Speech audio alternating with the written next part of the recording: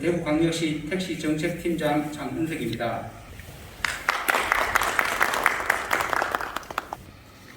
먼저 오늘 토론회 사회를 맡아주실 대구의정참여센터 백경록 운영위원장님 참석하셨습니다. 본 정책 토론회 청구자이시며 주제 발표를 해주실 지역연대 노동자 김대천 위원장님 참석하셨습니다. 위탁 운영기관을 대표하여 발표를 해주실 대구시설공단 최두호 이동지원처장님 참석하셨습니다. 다음은 토론자분을 소개해드리겠습니다. 대구 달서 시니어클럽 박진필 관장님 참석하셨습니다. 달구벌 장애인 자립생활센터 송두영 사무국장님 참석하셨습니다. 대구시설공단 나들이콜 특장차 운전원이신 박진수 기사님 참석하셨습니다. 대구광역시 김진호 택시물류과장님 참석하셨습니다. 나들이콜 기본 현황입니다. 대중교통 이용이 어려운 장애인, 노약자 등 교통약자들의 이동 편의를 지원하기 위해 운영되고 있는 나들이콜은 교통약자의 이동 편의 정지법과 같은 법 시행규칙 및 관련 자치법규에 근거하여 대구시와 대구시설공단 간의 위수탁 협약을 통해 운영하고 있습니다. 최초 2009년 2월 특별교통수단 30대로 운영을 개시한 후 현재 운행 차량은 특장차 160세대, 콜택시 280대 등 총 440세대의 차량과 대구시설공단 운전원, 콜센터 상담원, 일반관리 직원 등 지원 인력 197명의 규모로 확대되었으며 복지 고령화 사회의 진입으로 매년 그 이용 수요와 사업 규모가 점차 증가하는 추세입니다. 우리 시에서 대구시설공단에 위탁하여 운영 중인 교통약자 이동 편의 정진 나들이콜 사업과 관련하여 지역연대 노동자 김대천 위원장 외 416분의 청구로 나들이콜 차량에 대한 승객과 운전원들의 안전을 위해 우선 장애인 운전원들의 차량에 자동문 설치 및 향후 특장차 전 차량에 대해 자동문을 설치하는 건에 대해 정책 토론 청구서가 우리 시에 지난 2월 9일 접수된 바 있습니다. 이에 지난 3월 7일 대구광역시 정책 토론 청구에 관한 조례에 의거 정책 토론 청구 심의위원회를 개최하여 본건에 대해 토론회 개최를 최종 의결하였으며 우리 시는 나들이콜 특장 차량에 자동문 설치에 대한 시민, 전문가, 관계기관 등의 의견을 수렴하는 정책 토론회를 오늘 개최하게 되었습니다. 장애인 특별교통수단 나들이콜 차량 자동문 설치에 관한 청구 대상 및 취지 등에 대해서 발표해 주시겠습니다. 운전기사들의 안전을 위해서 자동문 설치가 필요하다는 것을 인식하게 되었고 작년에 대구시 택시물류과에다가 자동문 설치를 제안을 드려서 택시물류과에서 작년 연말에 12대의 스타리아 차량을 새로 매차하면서 자동문이 설치된 차량을 구입해 주셨습니다. 그래서 올해 그 차량들을 운행을 해보니 확실히 자동문 설치된 차량이 훨씬 더 이용 고객들한테 만족도가 높고 또한 안전하다는 그런 생각이 들어서 이것을 확대 시행하는 것이 맞다는 생각하에 정책 토론회를 제안하게 됐습니다. 첫 번째, 비용보다 안전이 우선인 사회를 위해서 제안을 드립니다. 우리 사회는 사람의 안전보다 비용을 우선 가치에 두는 경향이 많습니다. 경제적, 사회적으로 큰 성장을 이룬 현재 이제는 비용보다 사람의 안전을 먼저 생각하는 사회로의 전환이 필요한 시대입니다. 매년 산업 현장에서 발생하는 수많은 인명사고들에 대한 해결책을 법조야에만 둘 것이 아니라 실제 현장에 인명사고가 발생하지 않는 방안들을 찾아 나서면서 작은 것부터 문제를 해결해 나갈 것이 필요합니다. 이용객과 운전기사에게 작지만 큰 복지입니다. 대구광역시 장애인 특별교통수단인 나들이콜에는 2022년 현재 총 160세대의 장애인 이동 차량이 있고, 이 중 자동문이 설치된 차량은 2022년도에 배차된 스타리아 차량 12대가 있습니다. 나머지 차량은 스타렉스 차량 114대와 카니발 차량 37대가 있어 총 151대의 차량에는 아직까지 자동문이 설치되어 있지 않습니다. 자동문에 대한 구체적인 만족도 조사 등이 아직은 시행 초기라 이루어지지 않았지만, 많은 기사들과 자동문을 이용해본 고객들의 반응은 자동문의 설치를 반기고 있습니다. 일부에서는 기사들이 고객들의 승하차 보조를 하지 않는데 자동문 설치까지 하면 승하차 보조를 더 하지 않겠느냐라고 말씀하시는데, 자동문 설치에 관한 문의는 순수하게 이용 고객들과 기사들의 안전과 편의를 위해서 정책 제안하는 것입니다. 저희들이 제안하는 그 자동문 설치는 노후화된 차량까지 전부 다를 자동문으로 설치하는 게 아닙니다. 설치 업체 관계자도 여기 나오고 계시는데, 저희들이 자문을 구해본 결과 카니발은 자동문 설치를 처음부터 이렇게 설치된 차량을 뽑는 것이 아니고 중간에 설치하는 것은 좀 좋지 않겠다, 비추천한다는 말씀을 하셔서, 그래서 스타렉스 114대 중에 중간에 폐차하거나 이런 차는 빼고 나머지 차량들을 통해서 하게 되면 120만 원의 예산을 견적으로 받았고요.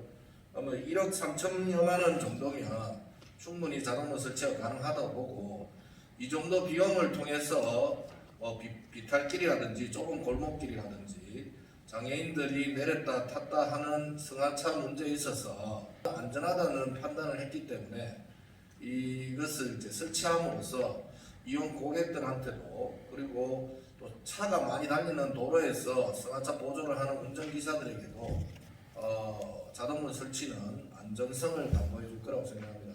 시설공단 이동지원처장 최도호입니다. 먼저 현재 설치된 특정 차량의 자동문 도입 과정을 설명드리겠습니다. 내부 인원이 경과된 차량 교체 시에 자동문이 설치된 바 있습니다. 그러한 사유는 편의장비라고 하는 것은 사실 담당 부서에서 필요성과 적정성을 고려하여야 하는데, 기사분들의 요구가 워낙 강력하여 시범 운영을 지난 12월에 실시하게 되었습니다. 제가 나들이콜을 담당하는 처장으로서 직원인 우리 기사분들의 불편을 해소하는 데 사실 우선해야 되는 것은 맞습니다. 그래서 그런 차원에서 본다면 자동문 설치는 반드시 필요합니다. 그러나 자동문 설치를 하게 된다면 나들이콜을 이용하시는 우리 교통약자분들의 안전이 분명히 위협을 받을 수 있습니다. 잠시 후에 동영상도 보여드리겠습니다만 여러 사례들이 있습니다. 저희들 운전기사 업무에는 차량 운행뿐만 아니라 교통약자의 승하차 보조도 명시되어 있습니다. 이러한 사항은 저희들이 기사분들 채용 공고 시에도 알려드렸고, 그러한 조건을 수락하고 채용된 바 있습니다. 나들이콜 차량은 교통약자를 지원하기 위해서 휠체어 탑승 장비를 설치한 특정 차량입니다. 거동이 불편한 노약자뿐만 아니라 휠체어 장애인분들도 모시는 거죠. 이분들의 안전을 위해서는 승하차 보조 활동은 필수라고 저는 그렇게 생각합니다. 또한 최근에 자동문 안전장치에 따른 끼임 방지 센서가 있다고 하지만 사고 사례가 있었습니다. 저희들 공단에서 있었던 사고 사례입니다. 자동문 슬라이딩 도어입니다. 자동문 안내 스티커가 부착되어 있음에도 승객께서 이를 인지 못하고 수동 개폐를 시도하는 바람에 출고 1개월 만에 고장도 있었는 사례입니다. 그리고 서울, 부산 등에서도 현재 일부 차량에 자동문이 설치되어 있는데 향후에는 확인한 바로는 실효성 부족으로 확대 설치할 계획이 전혀 없다고 합니다. 저희들하고 같은 생각입니다. 아울러 자동문 이용 고객 만족도 조사, 아까 김대철 위원장께서는 못하셨다고 하는데 저희들 했습니다. 자동문 이용 고객 설문조사를 했는데 평소 예전대로 하시던 분 97% 만족하셨는데요. 자동문 설치가 되고 난 다음에는 94%로 떨어졌습니다. 오히려. 이용하시는 고객분들이 불편하시다고 합니다. 이때 사이트에 있는 슬라이딩 도어입니다.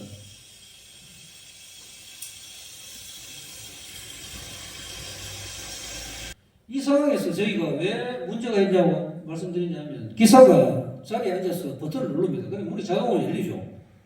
그리고 그 있던 고객이 그냥 탈 수밖에 없겠죠. 그런데 기사가 내려야 됩니다. 원칙으로는. 기사가 내려서 교통약자분, 지팡이를 짚고 계신다든지 아니면 뭐 손이 좀 불편하시는 분이라든지 이런 분들에게 승하차 보조를 해드려야 됩니다. 그것보다 더 중요한 게 있습니다. 뭐냐? 주변 교통 상황을 살펴야 됩니다. 기사분이. 자리에 앉아서 버튼을 눌러서 슬라이딩 도어가 열릴 경우에 타세요. 타셨습니까? 다시 눌러가. 탔습니다. 이런 상황은 이루어지면 안 됩니다. 주변에 저는 도로이기 때문에 교통 상황이 상당히 위험합니다. 그래서 반드시 내려서 우리 교통약자분이 혹시나 무슨 사고가 일어나지 않을까 늘 관심과 주의를 기울여서 그렇게 승하차 보조를 해야 되는 상황입니다.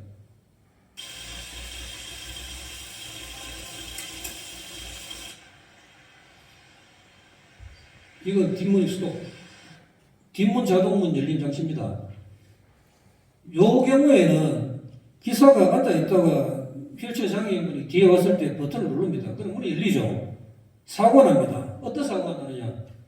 휠체어 고객이 앞에 와 있습니다. 와 있는데도 불구하고 자동문을 눌렀을 때 문이 열리죠.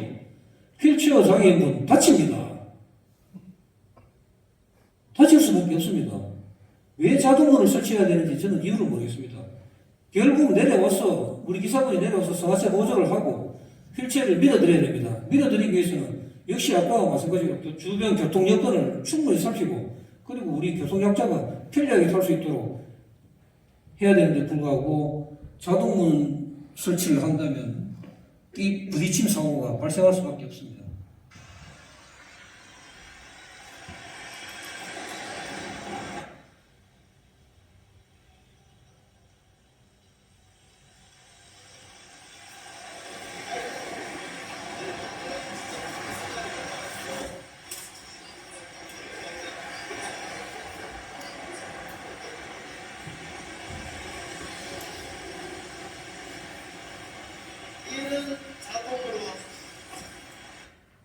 그렇게 힘이 안 들죠.